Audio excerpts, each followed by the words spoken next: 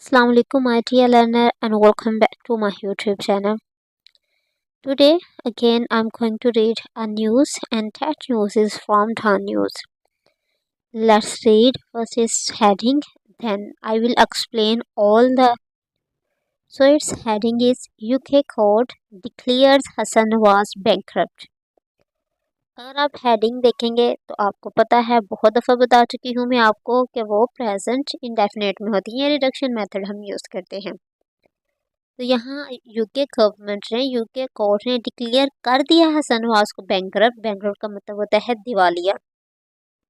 लेकिन क्योंकि उसकी हेडिंग है, ये एक रूल है कि हम हेडिंग को प्रेजेंट इंडेफिनिट में लिखते हैं। That's why here we have use present indefinite, otherwise the decision has been declared.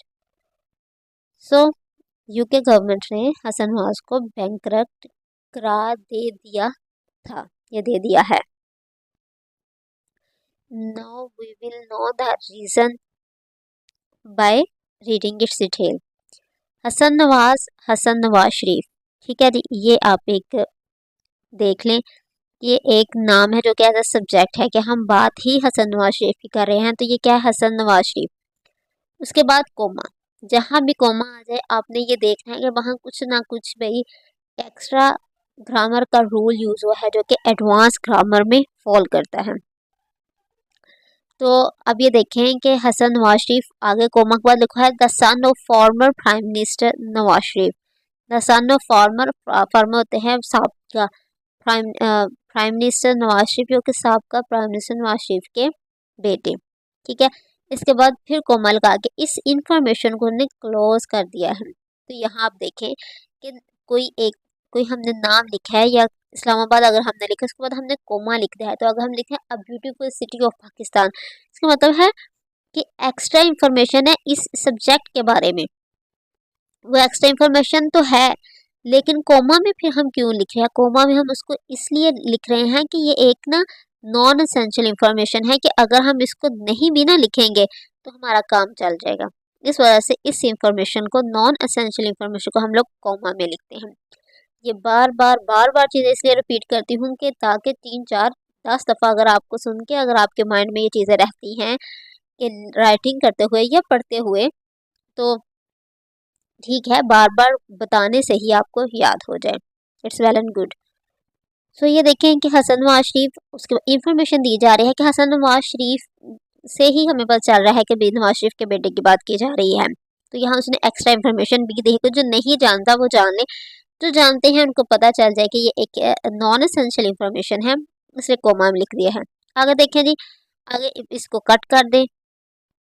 Hasan Nawaz subject है वॉज डिक्लेयर्ड बैंकरप्ट।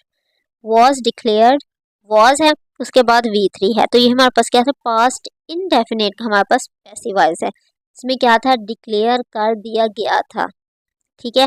बैंकरप्ट हमें, हाँ, हमारे तक अगर आज न्यूज़ आ रही है, अगर आज वेंसडे है, तो इसका मतलब है ये जो न्यूज़ है या तो ट्यूसडे की है या मंडे की, जो कि ऑलरेडी पास्ट है।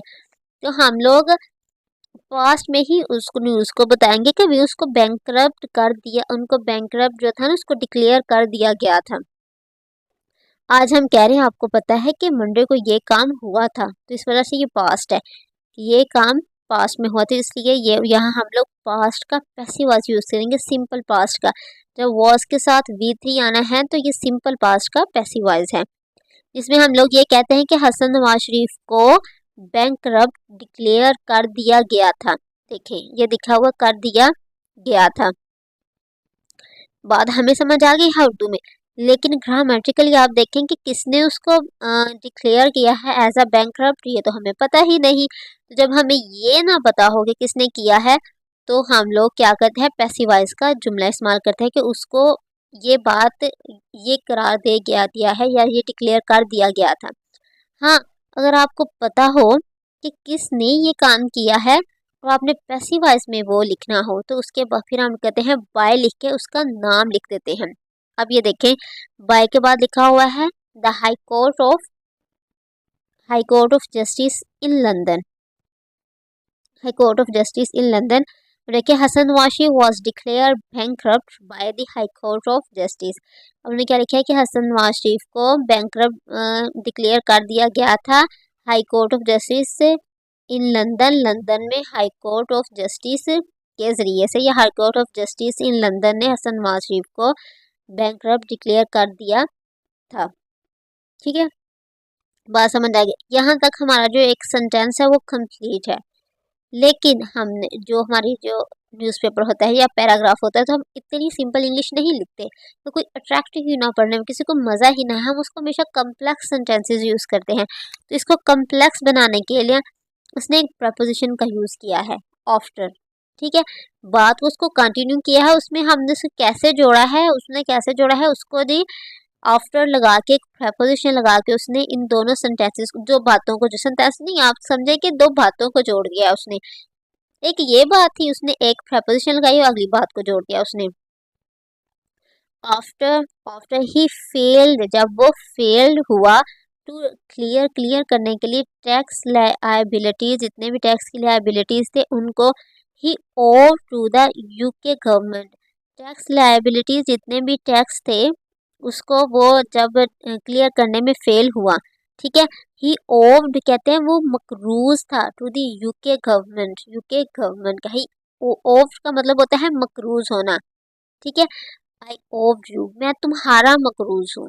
ठीक है, तो ये मतलब ही ओव्ड, अगर मैं तुम्हारा मकरूज हूँ, आई ओव्ड यू, आई मतलब मैं तुम्हारा मकरूज, ओव्ड के बाद जिसके आप मकरूज हो उसका नाम लिखोगे। सेंटेंसेस बताए, ही वो मकरूज, ओव्ड मकरूज था to the UK, UK government, UK government का वो मकरूज थे। ठीक है, ओव्ड है सेकंड फॉर्म है, तो पता चल रहा है ये पास्ट सिंपल का हमारे पास सेंटेंस है। Sources confirm to the Dawn news, कहते हैं जो सोर्सेज है उन्होंने कंफर्म किया है डॉन न्यूज़ को ये खबर बताई है। बात समझ आ गया, इसमें कौन सा टेंस यूज़ हुआ है, किस तरह हमने दो सेंटेंसेस को मिला के हमने कम्प्लेक्स सेंटेंस बनाया है एक। हम दोबारा से इसको पढ़ते हैं ताकि हमारा ये क्लियर हो जाए। आपने इस तरह सेंटेंस लिखना हो ना कि ना हसन नवाज शरीफ को ना यूके गवर्नमेंट ने उसको बैंकरप्ट डिक्लेयर कर दिया किया था, बाद या अब बात का वर्ड कर लो, जब वो अपनी टैक्स लायबिलिटीज को क्लियर करने में फेल हुआ और वो ऑफ द मकरूज था यूके गवर्नमेंट का। ठीक है, तो इस तरह बात, एक लंबी बात उसने एक ही सेंटेंस में लिख दी है। तो यहाँ देखिए हसन नवाज शरीफ को यूके गवर्नमेंट ने क्या कर दिया, बैंकरप्ट डिक्लेयर कर दिया आफ्टर, जब ही फेल, जब वो फेल हुआ। इस बात के बाद यहाँ आप जब यूज़ कर सकते हैं, जब ही वो फेल हुआ अपने टैक्स लायबिलिटीज को क्लियर करने में। ठीक है, व्हेन ही फेल, जब वो फेल हुआ टू क्लियर टैक्स लायबिलिटीज को क्लियर करने में। He of to the UK government, वो यूके गवर्नमेंट का मकरूज था। ठीक है, बात समझ आएगी ये किस तरह सेंटेंस लिखा हुआ है। आगे देखते हैं जी, आगे क्या डिटेल है इस चीज़ के बारे में। The detail of the bankruptcy, bankruptcy का मतलब होता है दिवालियापन की। ठीक है, मतलब एक स्टेटमेंट इशू हो चुकी है उनके बारे में, तो वो जो डिटेल आई है बैंकरप्सी उसे हम कहेंगे। बैंकरप्ट एक बंदा हुआ है, बैंकरप्सी का मतलब होता है कि दिवालियापन बैंक की तरफ से, जो दिवालिया, ये क्या होगा जी, बैंकरप्सी क्या होगा, ये एक लीगल मतलब कोई एक वो जो हमारे पास कागज़ आएगा ना जिसमें रिटन स्टेटमेंट होगी तो उसे कहेंगे बैंकरप्सी। ठीक है, the detail of bankruptcy, bankruptcy की जो डिटेल थी विच इमर्ज्ड ऑन संडे। अब ये देखें यहाँ भी कोमा लगा के हमने रिलेटिव प्रोनाउन विच यूज़ किया है। ठीक है नहीं, विच इमर्ज्ड ऑन संडे, विच का मतलब है कि ये वाली जो डिटेल थी इसको हमने अब दोबारा वो डिटेल का वर्ड नहीं हमने यूज़ किया। जितने भी रिलेटिव प्रोनाउन हम यूज़ करते हैं उनसे पहले भी हम लोग कोमा का वर्ड यूज़ करते हैं। ये भी एक ग्रामर का रूल है, राइटिंग में आप पढ़ रहे हो, जब आप पढ़ रहे हैं, जब आप लिख रहे हैं, आपको एटलीस्ट इन रूल्स का पता होना चाहिए कि यहाँ कोमा क्यों है, इसके बाद क्या वर्ड है ये।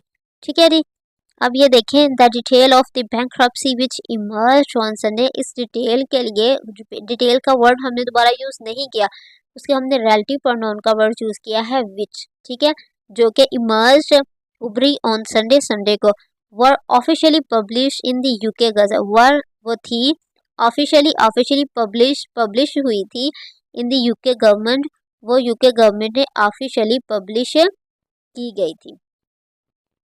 ठीक है, यूके यूके जो गज़ल था उसमें ऑफिशियली पब्लिश की गई थी, क्योंकि वो जो हमारे पास एक डिटेल है, जो रिपोर्ट है, उसने खुद तो नहीं होना, पब्लिश से कोई ना कोई तो करेगा, तो इसलिए ये पैसिव वॉइस का सेंटेंस है। अगेन पास्ट सिंपल का पैसिव वॉइस का हमारे पास सेंटेंस है। The public record for insolvency के, इंसॉल्वेंसीज का मतलब होता है जो दिवालियापन के केसेस होते हैं ना, वो इंसॉल्वेंसी, बैंक्रप्सी, बैंक्रप्ट, ये सारे कुछ एडवांस वर्ड थे बैंक्रप्ट के लिए, कि बैंक्रप्सी हमने कब यूज़ करना है, इंसॉल्वेंसी हमने कब यूज़ करना है, कि जो लीगल रिटर्न फॉर्म में जो चीज़ आएगी ना बैंक की तरफ से, वो बैंक्रप्सी होगी। ठीक है, public record for insolvency cases, ये हम बिल्कुल आप सिंपल वर्ड्स में बैंक्रप्सी और इंसॉल्वेंसी का आप इस तरह डिफ्रेंशिएट कर सकते हैं कि इंसॉल्वेंसी हम तब यूज़ करते हैं जब एक इंसान जो है ना वो कैपेबल ना हो अपने डेब्ट्स दोबारा पे करने के लिए, तो वो होगा। ठीक है जी, और जब रिटर्न स्टेटमेंट है तो उसके लिए हम बैंक्रप्सी ही कहेंगे, जब एक बाकायदा कानूनी कार्रवाई की जाएगी। ठीक है, अकॉर्डिंग टू गज़ल के मुताबिक